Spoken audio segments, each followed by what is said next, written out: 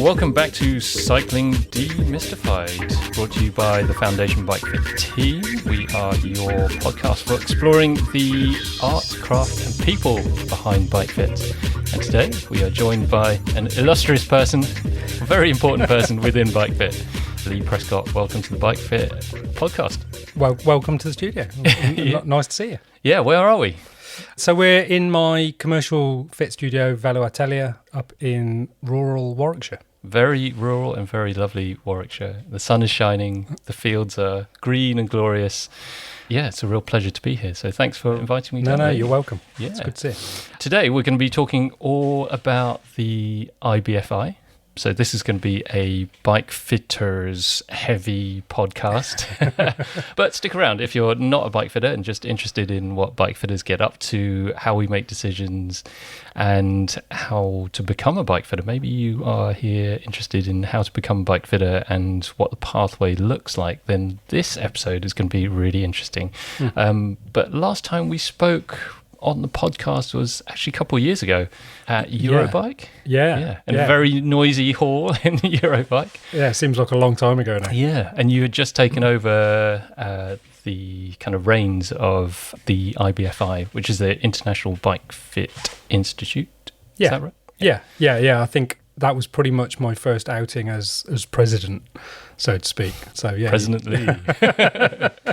Yeah, all of my mates properly took the mickey for that one. But yeah, it's been a long 2 years. I feel like we've made fairly massive changes and improvements, and not that what had gone before was wrong, but it definitely, I think, needed a new influx of energy and thinking, and I feel like we've made good progress into that. Yeah, and I think one of the best things that have come out of it in terms of just showing people how to bring bike fitters together has been the reintroduction of the conference, the international conference, which was earlier this year, which was amazing. It was so good just bringing all these bike fitters together from all different parts of the world and just sharing knowledge and just being part of that community. Yeah, I mean, the conference started as a small pipe dream probably 18 months before. I know Anno from the Netherlands first mooted it to me, and we spent a little time trying to find a venue in the Netherlands, and then it became apparent that it was going to be too expensive to do that, so we then kind of started looking more in the UK, and I kind of took over the reins of organising it, and yeah, it came together really well in the end. You know, we were fully booked. We'd kind of planned to try and get 100 fitters there. We ended up with 130 something from 26 different countries. Yeah, Brits were in the minority in the room, which was incredible. We had people literally from all sides of the globe, and it was just 2 days of like fairly, you can attest to this, it was pretty intense. there wasn't a lot of downtime. It was like, full on from like 8 a.m. in the morning till about midnight both days. But yeah, it was brilliant. We sent out some feedback forms after the conference, and everybody kind of came back and just went, it was incredible. It was so good to have the opportunity to be in the room with all these people. And it was like a murderer's row of bike fit, right? Had a bomb gone off in that room, like bike fitting would have been in a pretty sorry state right now. So yeah, it was incredible. And I kind of see it as the end of phase one of kind of our development of the IBFI going forwards. I think it was we've spent a good couple of years really consolidating the work that had been done before by Andy, the previous president. We introduced a few new things like CPD and non-certified membership. We've had some really interesting conversations with the industry at large. So talking to some of these big corporations that have bike fit systems and how we can bring them in line with kind of modern bike fit regulation. And, the last 2 years has been an incredible amount of work, but it's been incredibly rewarding because we've seen the progress just come on and come on. Yeah. I think when I took over, I think there were maybe 75 certified fitters on the map. It dropped off a little bit through COVID, understandably, and now we're back up to almost 200 again. And we've got 3,500 members on the mailing list, and we've got a good pipeline of non-certified fitters that are dipping their toe in the water to see whether bike fit is interesting to them and whether they're of the right mindset to get involved. Yeah, it's been good. It's been good, but great. So I'm just going to dial it back for a second, and I just want you to give people like a really quick, really high level view of what the IBFI is, in case people don't know what it is, and what do you do? What do you do, and why are we having this conversation? Yeah. I mean, it's a good question because I think people do get confused. It's clearly by some of the emails I get. But essentially, the IBFI, the International Bike Fitting Institute, it was set up over 10 years ago now to basically act as kind of the professional body that represents bike fit within the global market. We basically set the kind of the educational and the professional standards required for proper professional bike fitting. And part of that is creating pathways into the industry, setting the kind of common syllabus, which was a really big thing that Andy managed to pull off around 5-6 years ago, which is, essentially getting all of the global educators that are proper, serious bike fit educators, not just retail bike fit stuff, to come together and actually agree on what the basics are that are required to be a bike fitter or in that pathway at each level.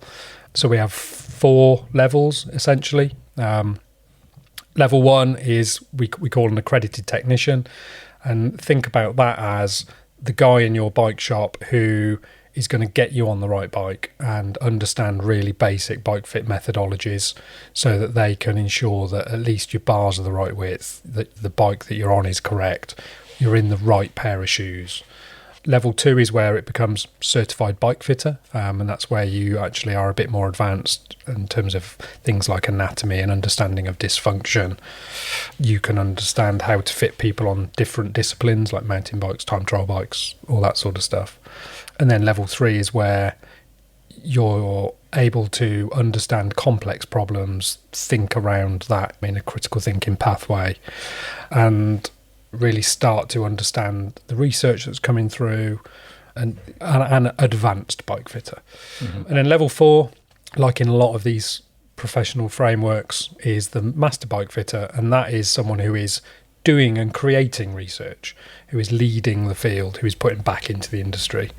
And that pathway is nicely mature now, and one of the things that we're doing over the next 2-year phase is really doubling down on that and trying to get some government assistance, especially here in the UK to start with, but also globally. I would love bike fitters to be able to do an apprenticeship, because it is a profession you learn a lot from doing. Not entirely, you do need education as well, but by being able to actually shadow someone, work with a more established fitter for a good amount of time, I think really is such a crucial element to learning how to fit properly. Yeah, absolutely. We've been talking about this in the studio amongst ourselves, and how bike fitting is very much a craft in terms of having to learn a way of doing and learning through doing, and really having the opportunity to get hands-on and make mistakes and be under guidance and just get your hands on and start doing is probably the best way to learn, really, because you can learn all the theory, but applying that theory and seeing it in action and actually seeing human beings, which are all weird and wonderful and wonky, then they don't follow any sort of rule, and that's really where I think a lot of people will find it difficult to start with, to differentiate what I'm calling real bike fitting versus I think what we kind of colloquial term as retail bike fitting. And it's a shame they both have the same name, essentially. But real bike fitting is about understanding the human body and working towards natural postural movement. Whereas the retail bike fitting, which is where you get these robotic bikes and things that have AI in them that put you into a position based on angles, that might get you fairly close. But that isn't a bike fit. That is a bike sizing at best. And that's not to say you can't use those tools. A good bike fitter with education can still use those tools and do a really good bike fit. But the kind of the retail model for a lot of these systems is, you go on an afternoon's training, learn what buttons to press, and all of a sudden you can now offer bike fits for £300, which to me feels a little questionable. Yeah. And it's a shame because, Retool got such a bad rep for a little while because it was kind of the first kind of dumbing down or democratization of bike fit so that people with very little training in retail environments could bike fit people, and I'm using inverted commas here. But ultimately, you know, the retool system's not a bad tool in terms of a measurement tool. But that kind of died a death. But now we've got these new systems out there. But I do worry in terms of like from our profession about people buying those, you know, spending whatever it is, 13, 15 grand on one of these systems, having an afternoon's training and then selling bike fit for 300 quid a pop, which I find difficult to understand. You know, it's, I did an interview recently with someone and they were asking me, you know, how much you need to spend to set up a bike fit studio. And it's like, well, the most expensive thing you're going to buy as a real bike fitter is your education. A level 1 bike fit course is typically going to run at around £1,000, which is still quite a lot cheaper than 13,000 for a robotic bike. But, you know, in terms of the kit you need, actually, you don't need huge amounts of technology because the technology has all come down in price, video analysis and things like that. The important bit is the understanding and the education. So, I mean, you could set up a studio for £5,000 probably. Yeah. I mean, you know, obviously that's not taking into account things like rent and business rates, et cetera, but in terms of the equipment you need, it isn't huge. Yeah. But you do need to understand what you're doing, and that's the important bit. Yeah. And I think this is a point I want to come back to maybe a bit later on in the episode, talking about the business side of bike fitting and the education of bike fitters. You can be a very competent bike fitter and be great at your craft, but what can hold you back is the business side of things. So I think that's something that you've been working on in terms of the syllabus and what the IBFI can help with. 100%. So it sounds like overall the IBFI's goals are really to professionalise the trade, as it were, or to almost have the trade of bike fitting kind of recognised as a profession, and there are certain standards around that and expectations around being able to use the name bike fitter. Yeah, I mean, one of the things that I've been working on over the last 2 years and will continue to, I think it's quite a long job, but we are trying to get the term bike fitter and the industry recognised so that you can't apply for apprenticeship schemes unless the government here in the UK recognises bike fitting as an industry. You know, if you're a bicycle mechanic, you can have an apprenticeship scheme because that's a recognised industry. So it's a kind of a long, drawn-out process, but we are ticking off all the barriers. So, you know, the key first barrier is having a certification process for education, having set educational standards, and having, you know, those frameworks in place to actually review and then certify the level of competence by your practitioners. So we have all that in place, and that's been in place for a little while now. We now have CPD in place, and the first cycle of CPD is about to start, you know, since we took over. So there's a lot of people that have got certifications currently that ultimately, if they haven't maintained their education and knowledge and they're still just doing the same thing they were doing 10 years ago, then they probably will go down a rung, unless they can demonstrate that actually they are keeping up with modern standards. And because you know how it is as a, you know, as a modern day fitter, the research and the sports science is improving and evolving daily. You know, within my role as kind of one of the organising committee for the Science in Cycling conference, if you look at some of the papers coming through, and this, I think, will be a bumpy year for biomechanics and bike fit kind of science. Ooh, interesting. So, you know, if you haven't got your ticket for Science in Cycling, like get in now because there's not many left. That's at the start of the Tour de France, isn't it? It is, yeah. So a month ago.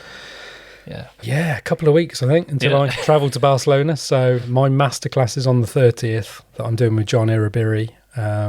Nice. And then the actual conference proper starts the day after that. So yeah, it's the week before the Tour de France starts in Barcelona. Mm-hmm. So yeah, if you're in any way interested in sports science around cycling, that you should be there.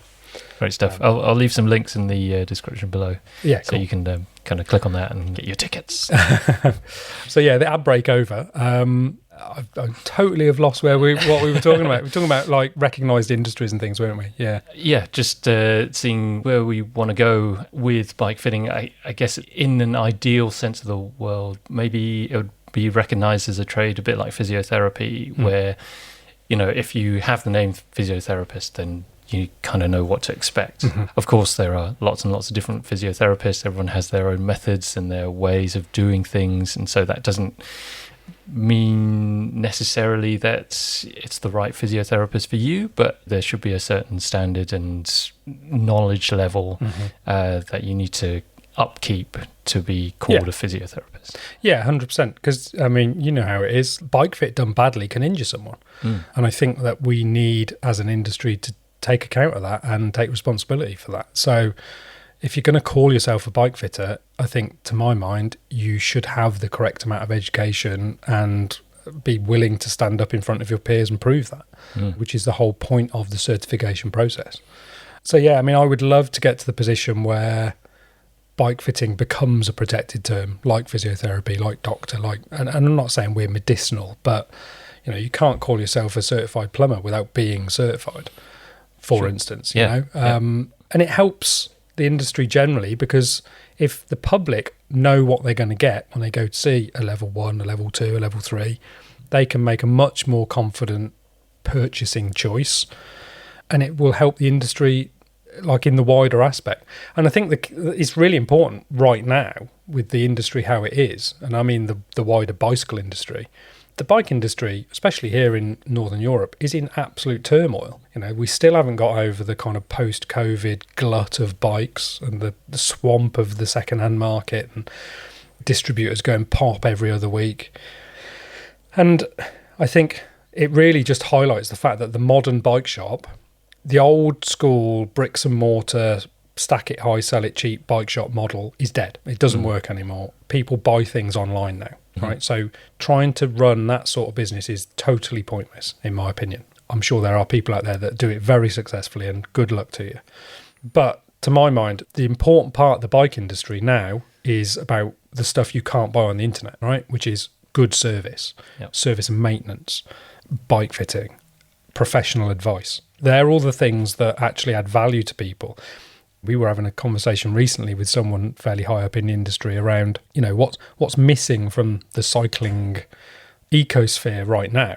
And it's those old school cycling clubs that used to teach people road etiquette, roadcraft, how to ride in groups, basics of nutrition, fitness, all that sort of stuff, which the old school clubs used to do, right? Because it was almost like an apprenticeship in cycling. It's like a rite of passage. Wasn't it? Absolutely. And some of them were not always the friendliest. It was kind of stay up or see you later type thing. But there's lots of new people getting into cycling that don't know a lot of this stuff because they're not able to ride with people like that, because those people have kind of maybe become a bit insular or have got old and moved on. And so I think just in terms of bike fitters, and what I mean there is independent bike fit studios and bike fit professionals, I think we are almost like the custodians of cycling now, in that we are the trusted advisors.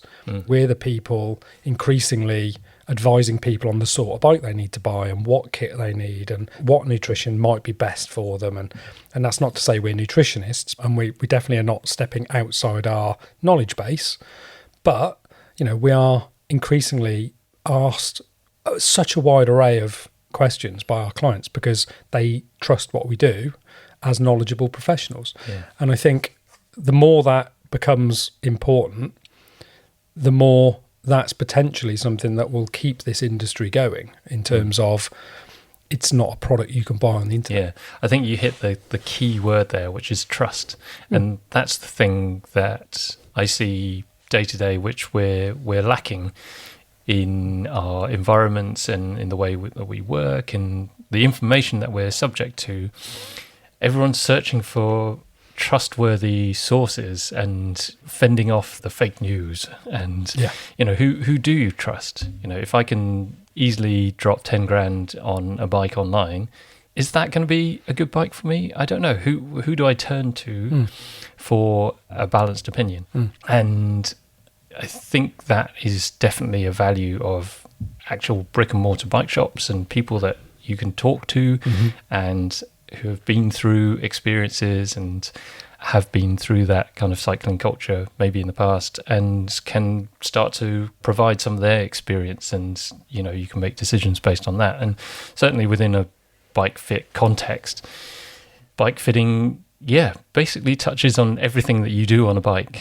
And so it's only natural for people to start asking you about nutrition, and nutrition does have an effect. I've had people who had bad bike fits and they couldn't digest the food that they were eating, and so your bike fit will change that outcome. And there are people who cycle for kind of mental health, and there's people who have to cycle for work, and all these other kind of facets around the act of actual cycling. I think you're right in that bike fit plays a key central role in that. And so even having bike shops which are knowledgeable and cognizant of principles around bike fit seems to be a really important part of it. Yeah. Whereas up until this point, I feel like bike shops have got rid of bike fitters because there was retail space that was valuable. And people would just kind of buy bikes, and without having a fit, you can sell a bike without having a fit, no problem. But that's just short-term thinking. Yeah, and I think a lot of the bike shops that offered bike fit and then have pulled out of it are the ones that kind of didn't really offer bike fit. They bought a bike fit system, trained one of the shop staff up on it over an afternoon or a couple of days, and then when it didn't instantly start pulling back returns, started like, oh, actually, let's just flog this really expensive bike we've just bought. And I think, like you say, the trusted advisor, I think, is the most important commodity right now in the bike industry. And that is bike fitters. That's really good independent bike shops. I mean, you know how it is. But yeah, so, I mean, it's one of the reasons why we've just done quite a large review of the initial syllabus. And one of the things that we've added in pretty much every level is a lot more detail around communication skills.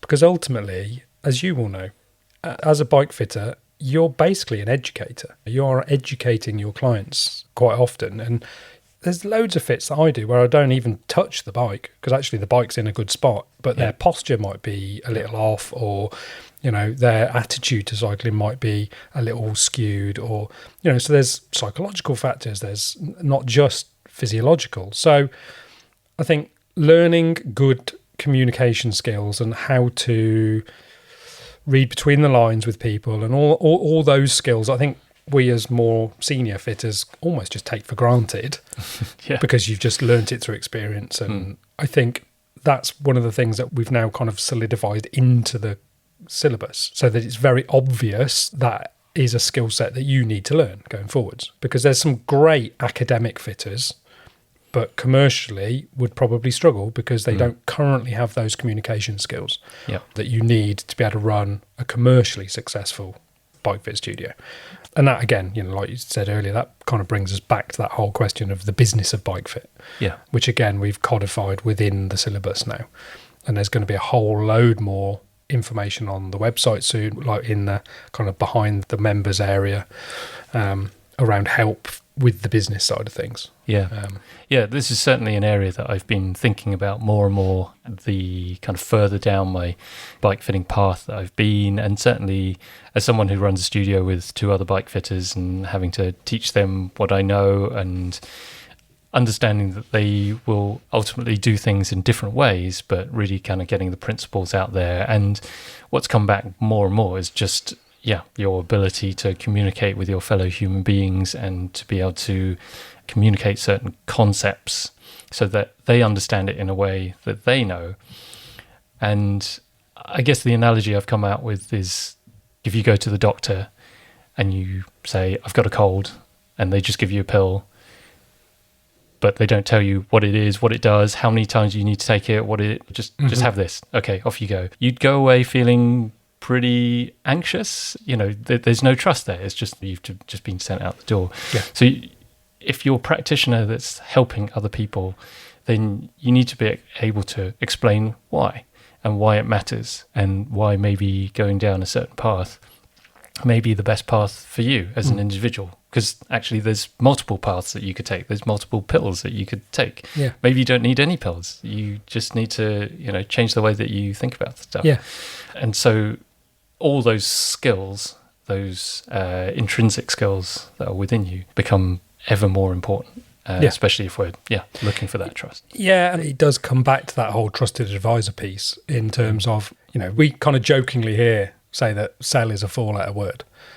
We never sell anything. We inform and we let the client make their own decisions if they need it. So it's giving them pros and cons of equipment. It's with the conversation around handlebar width, for instance. I'll explain how the bar width on their bike will affect them and what the timescales are and what the long-term potentials for injury are and all that sort of stuff. But I would never say to a client, you've got to change your bars. It's up to them whether they change their bars or not, because only they know, with the knowledge you've given them, how that affects them and whether the effect they're getting from their bar width not being correct is worth the potential cost of replacement. And that's not your call to make as a fitter. Yeah. And I know we're going into detail now, but I think it's a good example of why, by informing rather than trying to sell, you become that trusted advisor. And we've seen here over the last 10 years, 12 years of being in this room, that's a long-term strategy. You're not going to win quick bucks by sending people to go and buy stuff off Amazon. However, long-term, we create a relationship with those clients to the point where they come back year after year. And we were chatting about this earlier, but if you look at our clientele here, 50% of the people I see on a weekly basis are existing clients and 50% are new clients, which is also good because you need pipeline. But it's much easier to earn money from working with clients you already know because there's a shorthand there. You don't have to market to them and spend money trying to advertise your services because they already know you. They already know. And we don't advertise basically here. All of the clientele we get is through word of mouth, which essentially costs us nothing. And I think that's really important. We get that because people trust us and they want to pass that on. They have a good experience while they're here. They feel comfortable in the knowledge that we're not trying to ram products down their throat. And they will tell their friends, and then all their friends come. And that's the perfect way to run it, in my opinion. And that's our commercial model. I'm not saying everyone has to do that, but I think it's a good example of why the trust is an important commercial aspect as well as professional. But just your ability to communicate that to a client whilst they're in the studio, that becomes critical, right? You need to say to them, hey, these are your choices. You make the choice. I'm not here to... Very insistent when we took over that we would add formal education around communication into the syllabus. We spoke to Gillian Cork pretty quickly. She's a bit of an expert in that field and runs some incredible courses teaching, really important communication skills. I know you've been on one of those courses recently, right? Been on a few. Well, it's been really interesting. I first went to Gillian actually as a parent and kind of understanding parent and child and that kind of communication relationship and how the brain works in the developmental phase and so on. And actually that's developed more into, how do you communicate to adults as well? And that's been quite profound in just being able to explain why and understand how and what your fellow humans are going through, but also get the team kind of working around that as well, so that when you are presented with someone who might be a slightly different personality type to you, then you can still have that kind of communication and understand where they're coming from. And that's been an amazing part of seeing that introduced into the syllabus as an important pillar of bike fitting. Is great. Because it's not natural for everybody. Some people absolutely have that kind of gift of being able to empathize and communicate with people very seamlessly, and they don't even think about it. I'm certainly not one of those. I had to learn communication skills. Sure. Ultimately, if you think about where I came from product design and frame building, right? I'm happiest when I'm in a shed on my own filing metal. So putting me in front of lots of people and asking me to communicate and talk was something I had to learn. Definitely wasn't natural for me. But it's a learned skill. I'm quite happy now standing up in the front of 200, 500 people and giving a talk, and I don't even think twice about it. Yeah, absolutely. Tell me I'm going to do that when I'm 20 and I would have ran and hid. Yeah. And this is why I think things like Gillian's courses are so useful, is because they give you that framework and that they give you that knowledge and that way of thinking. So you can frame your conversations and just have a better understanding of the impact of what you say, and also of the impact on you of what people say to you, because I think that's often misunderstood as well. As when people complain, for instance, a lot of people instantly just become defensive, and actually by just empathizing with why they're complaining and understanding it means that you can normally resolve any complaints without really any ill feeling between both parties and all that sort of thing. Not that we have a lot of complaints, but you know, it's a good case study. Yeah. But again, I think a lot of bike fitters will probably empathise with this point, in that, we're generally mechanically minded. We're very logical people. We like systems. We like to work through a kind of sequence of events through a bike fit, which makes bike fit works. But being able to show that to someone else who might not be able to see it in the same way that you do is really powerful. But also things like Gillian's courses will give you really the mechanics behind how the brain works. And as you said just now, if someone complains, then there are automatic responses and they happen automatically. And that's just the way it is. But being aware of that gives you another set of tools beyond that. And so the overall experience can be different. Yeah, absolutely. I think once you understand things like, hierarchy of needs and that sort of stuff, the fact that people don't all learn and communicate in the same way, and having the empathy around that just opens up so many doors. That's why I think it's crucial. Yeah. If you're listening to the podcast and you've got to this point, then well done. And you'll probably enjoy the kind of things that we talk about in Gillian's courses and things like that. So again, I'll leave some links, and you can go check them out as well. But this should be something that you expect as a bike fitter. These are some of the skills that you can learn if you enroll on a syllabus, or what we feel as an international body is important. Speaking of which, international bodies and so on, I'm going to change tact a little bit. You've also been busy with some other big players in the cycling world, namely the UCI. Yeah. I think it's really interesting that you've actually been invited onto a commission by the UCI, and they've sought out a bike fitter.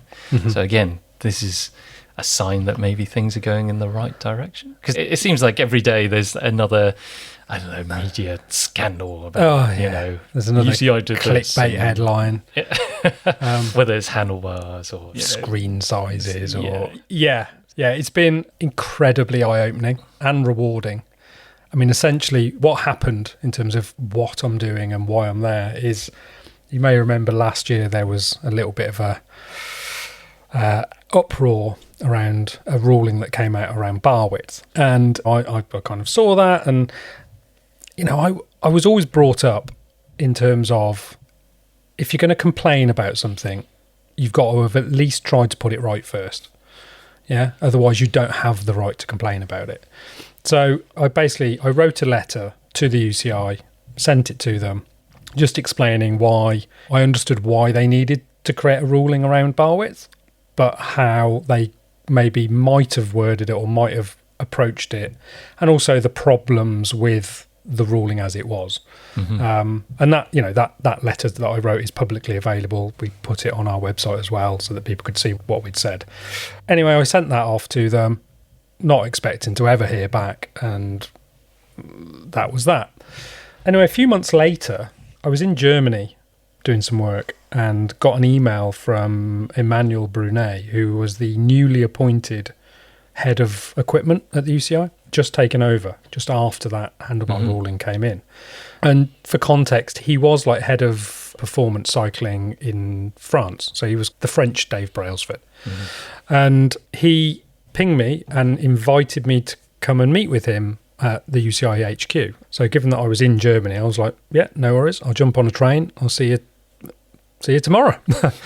So I went to see him and had a really great meeting with him. He's a very thoughtful, very academic chap, really knows his stuff, like super professional and very passionate about what he's doing. And we had a really good conversation around, what the IBFI were doing and how we were trying to instill better regulation in that area, and how we have a global network of professionals and all that good stuff. Anyway, I left that meeting, again, not thinking I would ever hear from them again. And then a few weeks later, I got an email basically inviting me to be part of the new Equipment and Technology Commission, which updates its members every 4 years. The UCI runs in like 4-year cycles, essentially in line with the presidential elections. So that, when the UCI president gets elected, he's there then for 4 years until the next election. And within that, it's like most kind of political systems.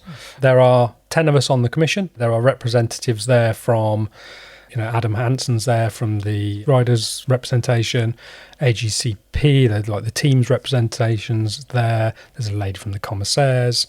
There is a guy there from ASO, there's a guy from the Track Federation. The commission is available to see online on the UCI website. I'm not going to go into all the detail, but there's basically 10 of us that now meet on a pretty regular basis. And essentially the format is, we discuss the latest research that Emmanuel and his team have been doing. We look at potentials for updates and improvements on existing regulations. We're looking at new technology coming through and how that will influence things like the safety of the riders, the fairness of the sport, whether these new technologies will be available to everybody globally or whether that's going to be sustainable. So there are, these key 5 pillars that we look at with everything that comes through. And I think when my first meeting in March this year, I was really struck by just the amount of effort and research and the volume of work that's done on every single little ruling. It's frustrating when you see people in the so-called journalistic press talking about the UCI changing things on a whim. And it's like, if only they knew the amount of time, effort and research and academic papers that are reviewed to go through any tiny little change. Now, I can't talk for the UCI of old. This is what we're doing now in kind of Emmanuel's new equipment and technology team. But from my understanding of the setup and the way the UCI works now, I would say that's pretty much always how it's run in modern times, especially since David, the new president, has been there.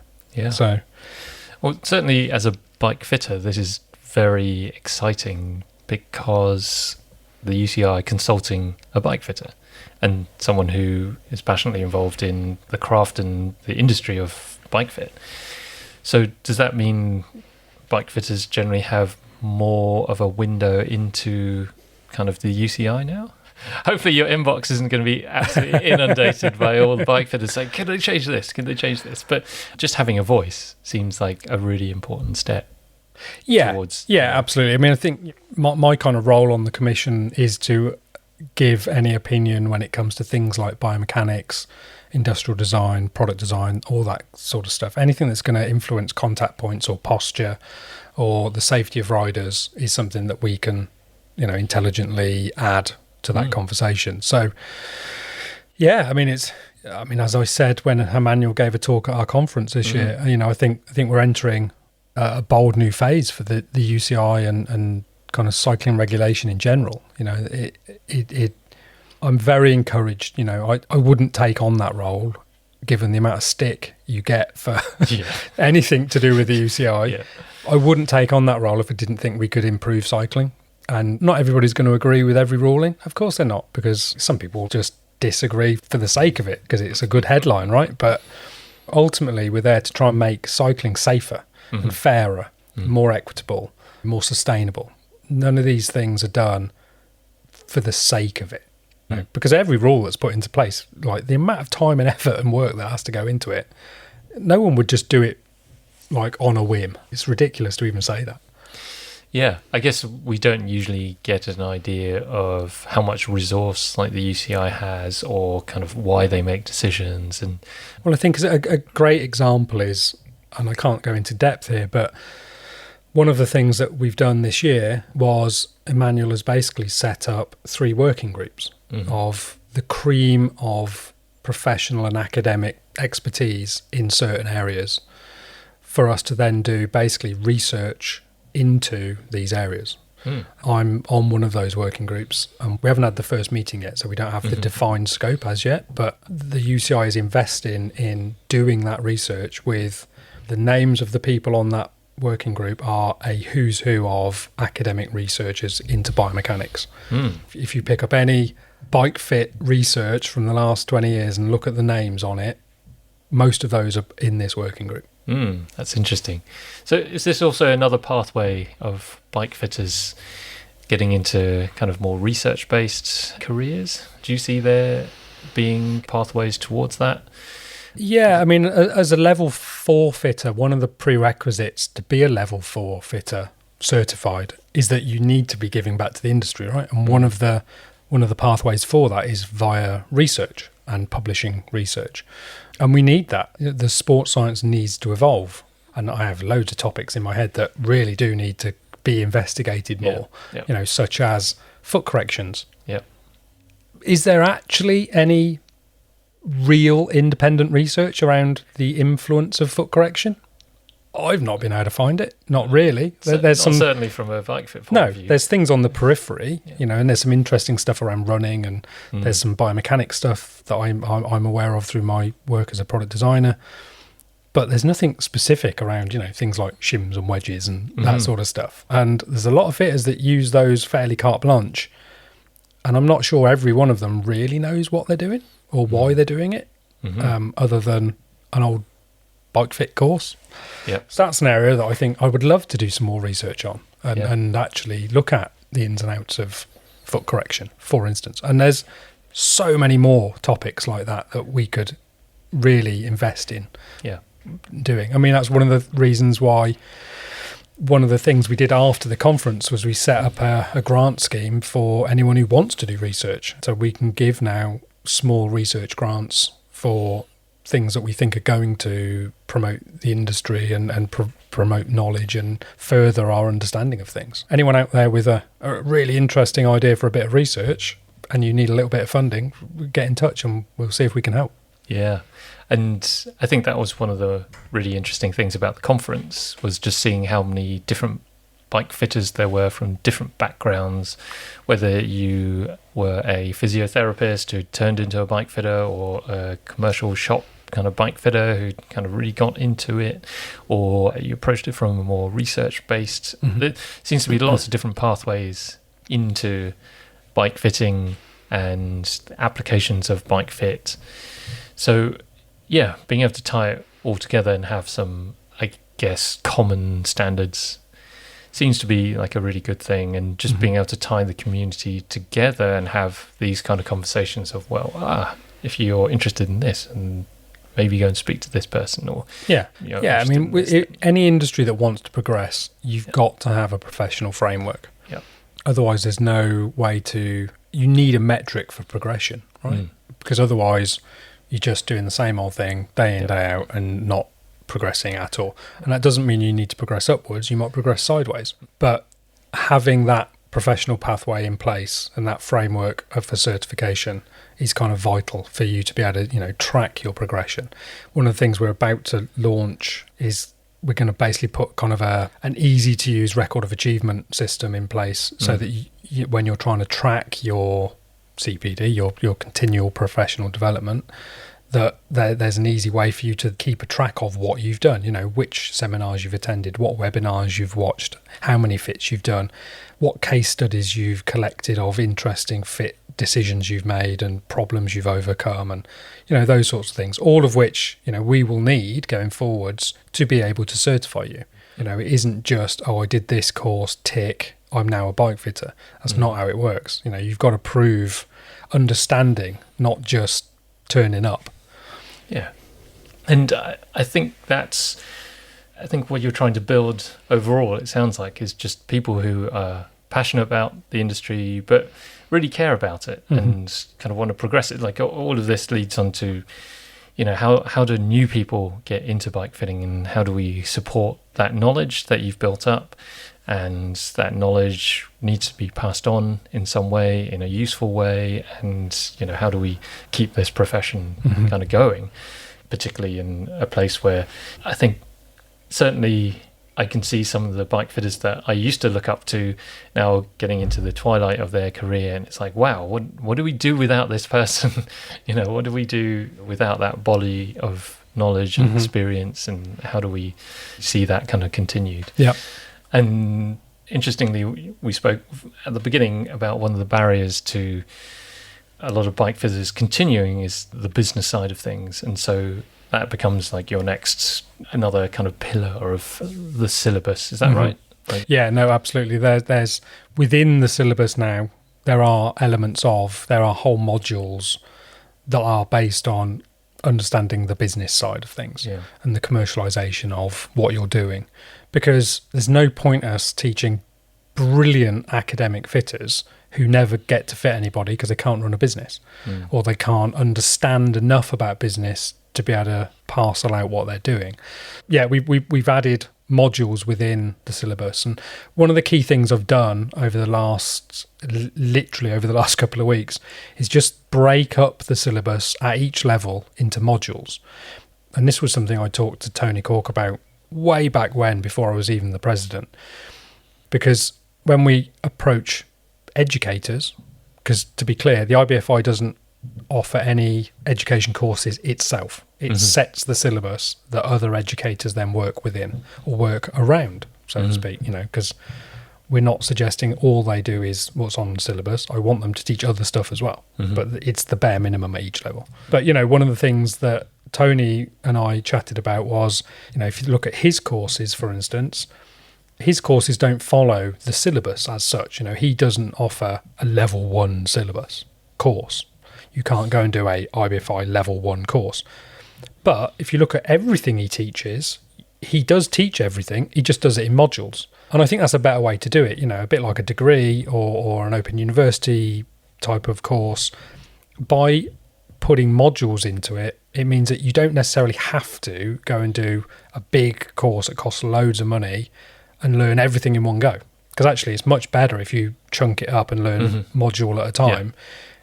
Spreads out the cost, spreads out your ability to digest and learn by doing until you've ticked off every module within that, like level 1, 2, 3 or 4 syllabus, at which point you can go, okay, I've now done all the required educational component. I've also, alongside that, got my experiential component. I can now apply for certification. And that's really, in terms of your question earlier around what is the pathway for people getting into fitting, I would say if you're trying to just become a level 1 fitter and you're going to work within a bike shop, which I think is the best route because commercially you don't have so much risk because you're not having to pay rents and all that sort of stuff, whilst you learn the profession, whilst you get your experience. I think if you go to the IBFI and sign up as a non-certified member, that then gives you access to a whole load of resources and the ability to jump on our forum and ask existing fitters questions and be part of the community. I mean, there's also a whole bunch of like discounts and things that you get access to on education as well as equipment. If you want to get into fitting, join as a non-certified member, get on some educational courses and start your learning, and hopefully, have the ability to then do some experience alongside that. And everyone's different and everyone's pathway is going to be a little bit different. But to my mind, fitting in a shop in the first instance, I think it's just a great experience because you see a lot of people relatively quickly and you're understanding the basics. Yeah, absolutely. And hopefully that shop might have another member of staff or fitter there already who can take you under their wing and show you what they know. Yeah. And that's the other reason why we created the forum, but also the mentoring scheme. So that one of the giving back requirements of a level 4 fitter is that you can be a mentor and mentor people, and we have a whole mentoring system set up with all the legalities worked out. It's one of those things, I think, weirdly, and it's not just because I'm obsessed by food, but I think the kind of hospitality industry has all this stuff really well worked out. if you look at kind of the brigade system in proper restaurants, and the way that, even if you're a really well-established chef, you can go and stage at another restaurant and kind of learn what they're doing, and they'll happily share their knowledge with you. And it's just the most simple, clean way of mentoring at no real cost or big cost to either party, and it's just sharing knowledge. And I think you can always tell the difference between a proper bike fitter and someone who's just trying to earn a quick buck, because proper bike fitters like to talk to other bike fitters, and they like to share knowledge. It's an academic pursuit almost, albeit it is your living.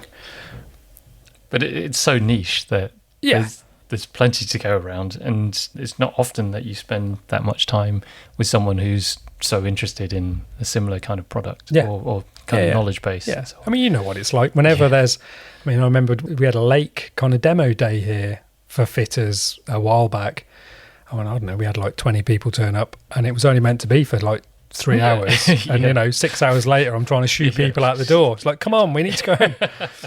Put fitters in a room together, and you can't stop the conversations. But I'm very excited about your kind of food hospitality analogy, because I tend to use the chef analogy a lot. Like bike fitters are like chefs. Everyone's trying to cook you a nice meal, but everyone goes about it in a slightly different way. 100%. And everyone's very good at, if you go to Gordon Ramsay and you want a steak, then he'll cook you a steak. But maybe on the next time round you want something else, and he can cook you that as well. And he can do both very, very well. But there might be someone else who does it in a slightly different way which you prefer, and so you might go and see them. But ultimately the basic skills are the same. Exactly. It's how they choose to utilise them. Yeah, exactly. And I think it's why it's such a good analogy. Yeah. And it also gives me a good excuse to talk about food. But I think... But just that apprenticeship bit, absolutely, of sharing knowledge or going to other studios, sharing knowledge. I hadn't realised that happened within that kind of industry, but it seems wildly appropriate. And I think what's nice about the way that chefs go and do stages is that it's not just the junior chefs. Even senior, like chef de cuisines and stuff, will sometimes go and do a stage somewhere. But it could be a draw, right? You say, like, hey, this guy's coming to town. He's going to be here for, 2 weeks. Because you can guarantee, I've got a client who runs a very nice independent pizza chain. And he was saying, last time I saw him, he was talking about a guy that they had in, and a really junior guy. But he was doing some stuff that all of the more experienced chefs were just like, oh, that's such a clever way to do that. We've never even considered it. And this like young guy who had just gone, was just, well, I've always done it like this. Yeah. And I think that's the key is, we should be constantly learning. Yeah. I mean, every time I give like an education course here, I cannot think of a single occasion where I've done a course and not come out of it thinking about something slightly differently or having learnt something from the pupils. Sure. Because, you should be constantly questioning. Yeah, absolutely. And there's always a different way of explaining something, how you should be pedaling or how should you be pedaling. Yeah. I mean, learning good new analogies of things, because having a little toolbox of funny, interesting, simple to understand analogies that you can use with your clients to explain something, it's incredibly powerful. Yep. And so, when someone comes up with a good one, I'm like, oh, right, I'm stealing that. Yeah, absolutely. So we're coming up to the hour mark, so we should probably knock this one on the head. But this conversation's, I feel like I could keep going on and on. There's lots to talk about. Sounds like you got your work cut out for you, Lee. There's a lot going on. It is busy.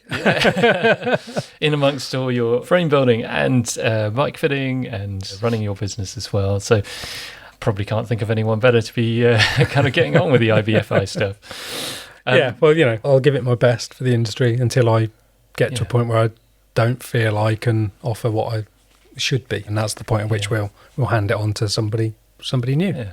On a very final note, what are you most excited about in the future of the IBFI then, as a kind of parting note?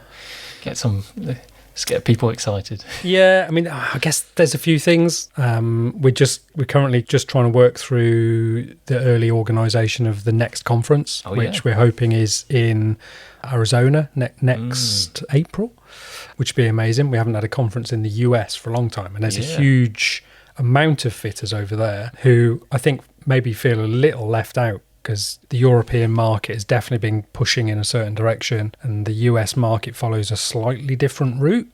So it'd be brilliant to kind of push those two kind of thought processes together. So yeah, I'm excited for that. On a kind of purely nerdy note, we've got some stuff with the government that we're working on around the take-up of bike fitting as an industry. I'm hoping we can make more progress on that this year. And I've got some really interesting conversations coming up with large insurance companies, both health insurance and also professional insurance, to essentially be able to offer certified members cheaper business insurance.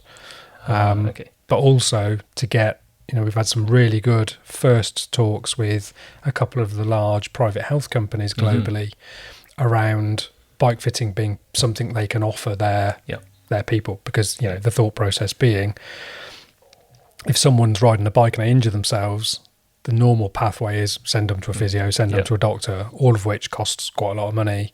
And typically a range of treatment at a physiotherapist over 5 sessions is going to cost that insurance company quite a lot of money. Whereas actually, if they just sent someone to a bike fitter that is knowledgeable and certified, then they can probably solve the problem rather than having to solve the symptom. Yeah, absolutely. That would be huge if that happens, apprenticeships, but also the ability for insurance to refer to bike fitters. Yeah, absolutely. And that that advocacy work we're doing is part and parcel of what the IBFI is really here for. Yes, we are creating that professional pathway and setting the educational and professional standards, but by having such a large body of good professional people in our certified ranks, it gives us the ability to then actually approach some of these much bigger companies with a level of kind of confidence and authority that a bike fitter on their own would never be able to go and speak to someone like that, because you need a global presence. And that's what you get with being a member of the IBFI, is you are part of a global entity that is working on your behalf. There you go. You heard it from the man himself. There's the pitch. So if you're not an IBFI member, where can you find out more about the IBFI? The easiest thing to do is go to the website, which is ibfi-certification.com, or just pop IBFI into Google. There you go. And so, if you're a bike fitter, interested about being accredited, be part of a global community, then get in touch. I think it's going to be great, and lots of things in the works. So exciting times ahead, and hopefully next time we speak we'll have some more exciting news and more developments. Hopefully so. Thanks for your time, Lee, really appreciate it. No, thank you, appreciate you coming up. And if you've made it all the way through this episode, thanks for listening. We'll catch you on the next one. If you made it to the end of this episode, thanks for listening. If you enjoyed what you heard, do leave us a rating or review, as this really helps other riders find our podcast too, and motivates us to keep making more episodes. Thanks for your support, and catch you on the next one. Suffering from numb hands, tingling toes, and any other persistent discomforts when you ride? These are all signs that your bike fit could be improved. If you're bike fit curious, get in touch with Way or Matt by emailing info@foundation.fit or finding them on Instagram @FDN_bikefit. Finally, for all your bike servicing needs, custom dream bike or hand-built wheels, go to www.frequencycycleworks.com or find me on Instagram @frequencycycleworks. Until next time, keep on spinning.